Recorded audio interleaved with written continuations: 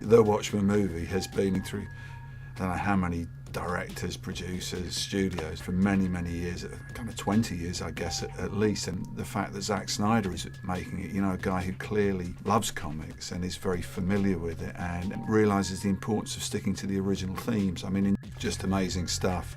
He's stuck as closely as he can to what we put in the original comic book and played the strengths of that rather than just taking a bunch of characters and making a generic movie. It's been quite a while since we actually did Watchmen, and even today, looking around the set, I've seen things that I'd forgotten about, where people go, "Oh, you remember this is the bit where, oh yeah, that's right, yeah, I remember it very clearly now."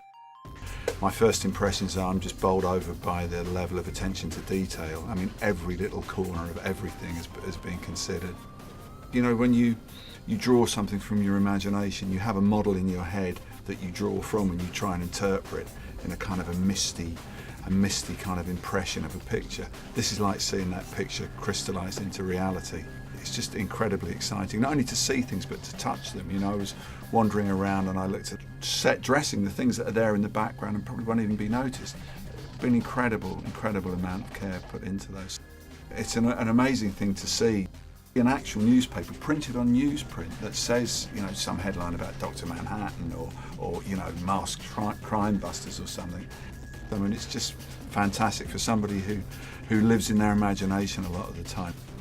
It was really interesting to see on the set how the colours that we used in Watchmen had been translated to the big screen. The palette that we went for was not the usual comic book palette. The usual comic book palette is blue, red, yellow, the primary colours.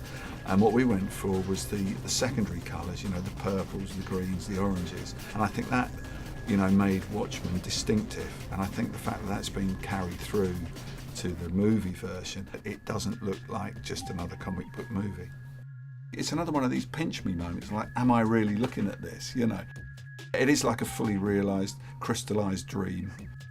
I've got a feeling with the movie that experts in their field have been used in so many of the things, and just the level of detail and texture in that's going to have people running it over and over again on their DVD machines. And to actually literally live in your imagination, to actually see these things become solid in the world, it's just incredibly exciting. Probably one of the most exciting experiences I've had connected with comics.